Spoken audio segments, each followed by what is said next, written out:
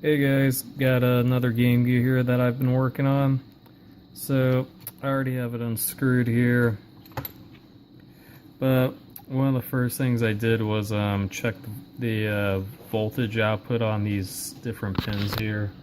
So, I have a schematic I found of this model loaded up. I'm pretty sure these output values are the same across all models, though I was getting the same readings on my other ones that are already working. And the top two pins here, pin 1 and 2 up there at the top, those correspond to these guys, so it looks like those should be outputting 5 volts DC. This last pin down here by itself should be outputting 34 volts. And I'm going to go to my webcam so you can see my multimeter, and I will show you the measurements that I'm getting with this. Alright, so got my multimeter set up here. Put some electrical tape over these leads to help prevent a short when I'm measuring these pins, which is pretty easy to do. So we're going to go on DC voltage here. Got it plugged in. Right now I don't have the power on, so let's just do some test readings here just to make sure. So yep, not getting anything, not getting anything. So yep, definitely not on, powered on. So I'm going to measure the top two pins first, so those should give me 5 volts DC if they are working correctly. So let's see what we get for the first one. Okay. A little easier to do it like this. Okay. Yeah, 12.26 volts. Way too high. Yep, same thing. Okay, let's try the second one now. 12.26. Yep, same thing. So those should be 5 volts. Which means this is way too high. That is running way too hot. And I'm going to test the bottom one as well, which should be getting me 34 volts DC. 33.96, yeah, right around 34. Yep, so bottom one looks good. Top two pins are way too high. Now I'm going to switch back to my phone camera and show you why. Alright, as you hopefully saw on my multimeter there, these top two pins are running way too hot. Okay, and because of that, I took a closer look at the board to see if I saw anything funny looking, and I saw this blown transistor here. So yeah, that's not pretty. Anyways, going back to the schematic, I saw Q3 by that transformer, so I looked at the schematic, saw what looked to be a part number here. Doing a little more research, you can tell that's definitely a transistor part number.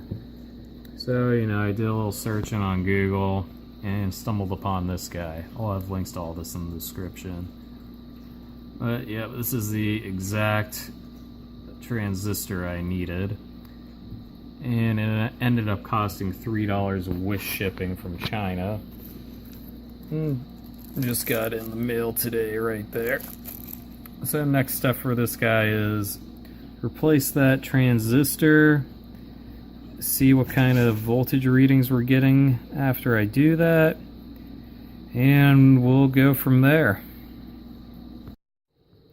Alright, so I managed to desolder the trace, kind of. As you might be able to see there, one of the traces ripped off.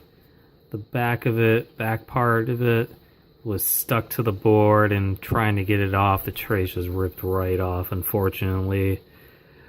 The thing is very difficult to get out once it blows up, apparently. Anyways, I'm gonna have to go through and see what that trace is linked to and run a wire over when I'm installing this guy. So yep, I'll be back. Hopefully I get that done here pretty soon.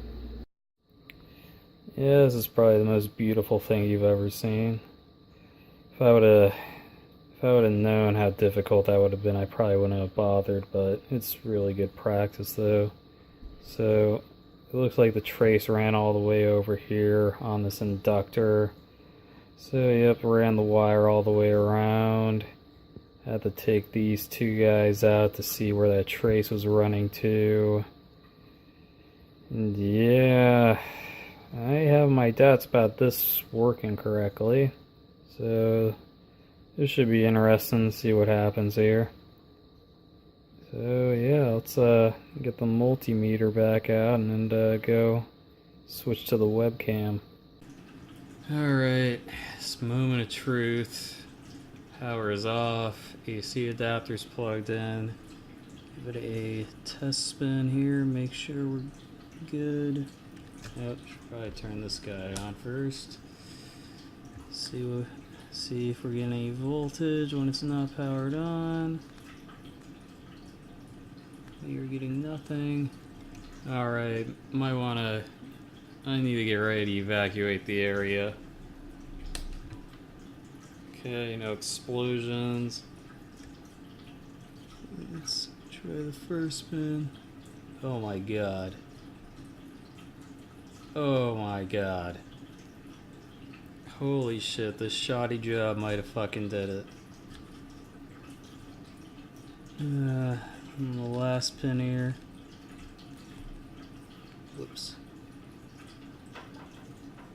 Yeah, oh, wow. So yeah, the top two pins measured right around 5 volts. Holy shit. That is surprising. Let's double check real quick. Yeah, there we go. That's the battery reference or something. Yep, that's the top one. Oh man, the other one again. Yep. It's the second one. Wow, okay. So this monstrosity here looks like it might actually work. So I guess I'm going to power this off and I'll hook everything back up and see what it looks like. Alright, so I got Mortal Kombat 2 in here. Haven't tried turning this on yet, so let's see what happens when I do. Let's try this out. No surprise, screen's pretty fucked up. Yeah. Well, let's see if we're getting any sound. I know the this soundboard I have in here, it's missing a cap on it, so I know the speaker isn't gonna work. So let me try the headphones, see if we're getting anything. I see some kind of vague graphics on the screen. It looks like it's trying to make. Yeah, I can just barely hear sound. Yeah, I just barely hear some sound. So it is playing the game. This screen has issues though. I bet if I... Game froze. I tapped it. Well, it's a lot better than it was. At the beginning, the power light didn't come on and the screen didn't light up at all. So we're making progress here. But this, yeah, it looks like the power board's fixed basically. Fixed.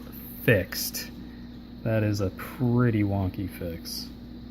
So I guess I'll keep working on this. Alright, just got done recapping the main board here. Seeing if that's going to help at all. I have a feeling there's more to it than just recapping this, but I figured I'll just get this out of the way and make sure that's not the problem. So let's go test this guy. Alright, got Mortal Kombat 2 in, it's plugged into the AC adapter, so let's give it a shot. Don't see anything. Well, the screen's not jumping all over. Oh wait, yeah, I do see it back there. It's really dim, huh? Yeah, let's see if you can... I haven't replaced the sound capacitors yet, so it sounds not going to work. I'm not worried about that, though. I know exactly what's wrong with that. That's weird. So, it is showing picture, but it's very, very dim. This is... yeah, you can't even see it in here. It's so dim. Actually, you can kind of see something. Yeah, this is what I would expect if the capacitors weren't replaced, though, so this is weird. Huh. Alright, well, I need to go to work soon, so I guess I'll troubleshoot this after work tonight. Alright, I'm gonna wrap this up by going over what I did to troubleshoot this. So, on this one, the first thing I did, I wanted to get this out of the way, was I completely unhooked this main board part of it here, this main board and screen and all that. And this is the same model Game Gear here that I have working. So I took this, I hooked it up to the power board and sound unit on this one, and the sound worked fine, powered on fine, but the screen was still dim. So basically I isolated the problem. The problem is just purely the screen brightness on this guy, as you saw earlier. Okay, so with that in mind, I load up my old schematic here. I went to the screen connectors over here and went back. And since I have two Game Gears that are the same model here, I just started testing out different voltages in these components here, like what kind of voltages we were getting across components.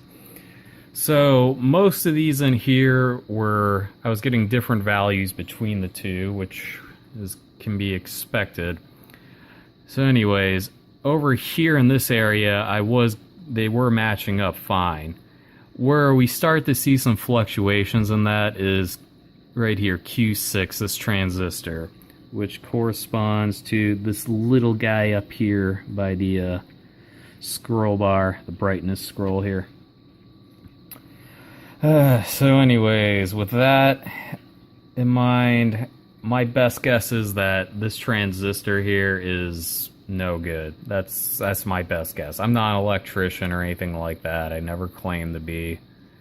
So yeah, that's kind of where I'm at on this one. And unfortunately, this thing is extremely tiny. So if I actually want to try and fix this guy, I'm gonna need to get something better than the needle nose pliers I've been using when I've been replacing these caps and stuff like that. Yeah, so eventually I will do that, I'm sure. And I think the first thing I'll do is I will take the transistor out of this working one and move it over to here and see if that's actually the problem. But this isn't very high on my to-do list. I have 3 working Game Gears right now. I got this one, and I got these 2 up here. So, yeah.